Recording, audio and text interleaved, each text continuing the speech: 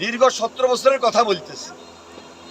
অত্যাচার, নির্যাতন, মামলা হামলা, বাড়িতে কেউ শুইতে পারি নাই।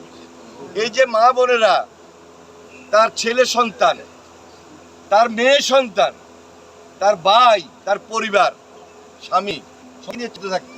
এমনও দিন গেছে আমাদের অনেক মা বোনেরাও রাত জেগে পাহারা দিছে, আর নামাজের মসলার মধ্যেও ছিল যে আল্লাহ কবে হাসিনারে হেদায়েত করে বা বিদায় দেয়। শেষ পর্যন্ত পালাই গেছে নি? কখন পালাইছে? যখন সে জনশত্রুতে এমন ভাবে পরিণত হয়েছে, গণশত্রুতে এমন ভাবে পরিণত হয়েছে, বাংলাদেশে থাকার মতো আর কোনো পরিবেশ ছিল না।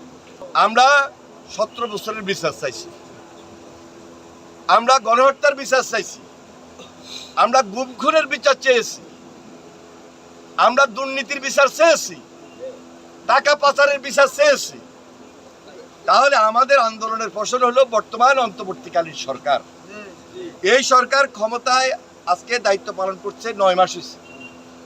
9 মাসে এখন পর্যন্ত দৃশ্যমান কোনো বিচার দেখছি না। দৃশ্যমান বিচার যদি না হয়, আমার আপনার মনের মধ্যে কষ্টটা জমাট বাঁধতেছে না যে বিচারটা হইতেছে না কেন, বিচারের প্রক্রিয়াটা এত স্লো কেন?